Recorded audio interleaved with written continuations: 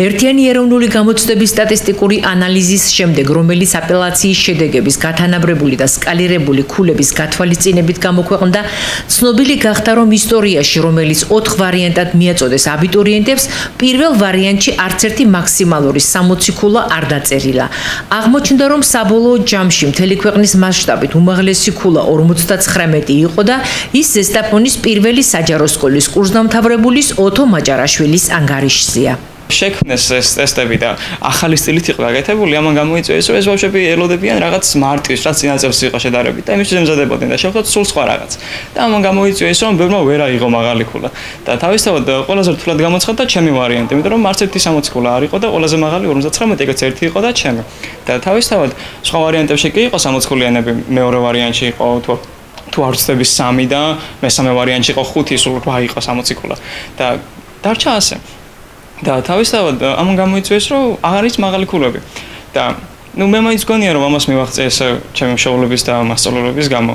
და რა ვიცი, ძალიან გამიხარდა ეს ქულა, მიუხედავად იმისა, რომ მაინც დამწყდა რაღაცნაირად, იმიტომ რომ ის ერთი ქულაც რო გაკლდება, ბოლოს ის ერთი ქულა არის ხოლმე ყველაზე მტკივნეული. და რა ვიცი, თავიდან არ ვამაყობდი ნამდვილად და არც ეხლა ვფიქრობ, რომ რამე ესეთი არის, მაგრამ მაინც მიხარია, რომ ასე არის. და რა ვიცი, ჩემი აზრით ყველა ინდივიდუალური პიროვნება არის. თავისთვის რასაც უნდა იმას აკეთებს, მაგრამ ვისაც უყვარს ეს საგანი და ვისაც მიზანი ასეთ მნიშვნელოვანი არის, ვინც თავს უძღვნის, ის ახერხებს ხოლმე მაღალ ქულების მიღებას.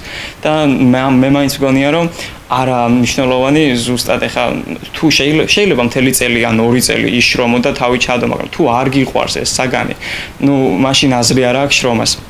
და მე მაინც მგონია, რომ ამ სიყვარულის და ამ შრომის შედეგი არის, რაც მე მივიღე და რაც სხვა ბავშვებმა მიიღეს.